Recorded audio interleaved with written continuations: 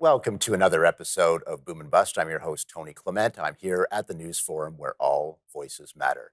Well, the federal Liberal government has a plan to cut greenhouse gas emissions from fertilizers by 30% in 2030.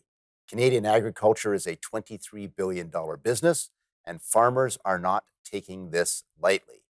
Here to discuss the impact of this fertilizer target is the CEO of Fertilizer Canada, Karen Proud. Welcome to Boom and Bust. Thanks a lot, Tony. It's a pleasure for me to be here today. It's a pleasure to have you. First, I guess the most obvious question is what exactly is the government of Canada proposing?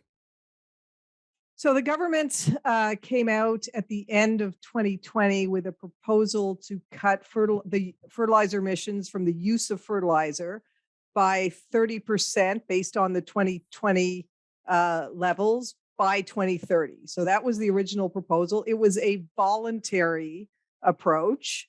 Looking at how we can reduce our greenhouse gas emissions. From then, things sort of have evolved a bit, but that was the intent that came out in the climate action plan. So, if this is voluntary, are there any consequences for noncompliance?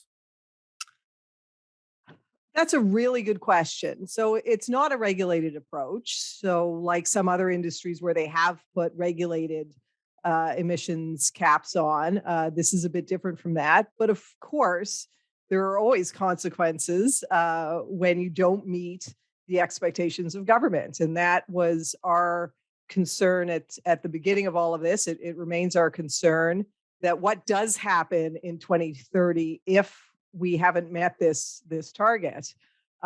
Is the agricultural sector going to be sort of named and shamed for that? Are regulations then going to come in? That's always, as I said, a concern when the government has put out a target if that target is not going to be reached.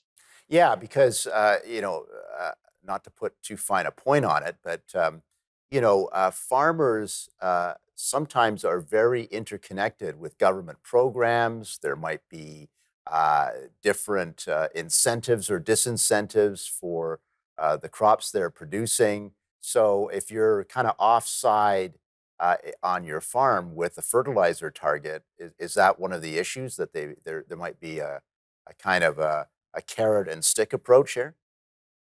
I think it's really the unknown that is the concern here. So we don't know what will happen in 2030. We don't know if the target is not met.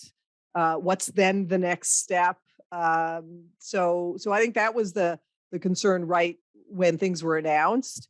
There has been some clarifications made. Again, really a focus on the fact that this is voluntary. The government has acknowledged that this target is very ambitious. So that also comes to mind that it may be more of a North Star sort of target than a hard, we must hit.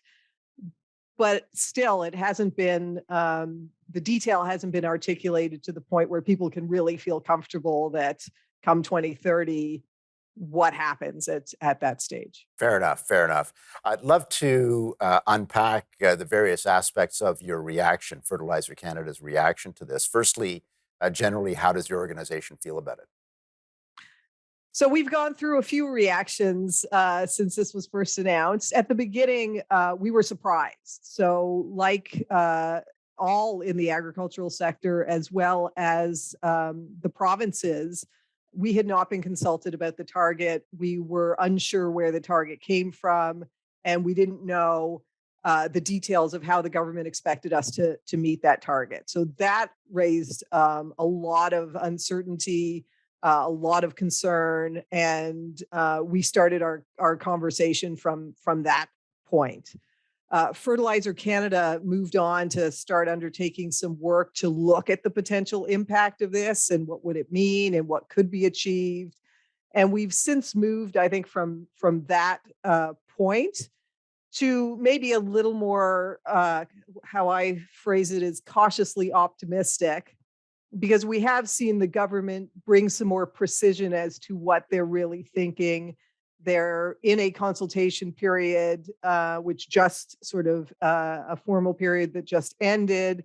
There's more consultations to come. We've had better conversations with the department. I think we know a little bit more where things are going. So we've moved from kind of that shock and how did this come about to more that collaborative. I think there's areas that Sure. we can really work on.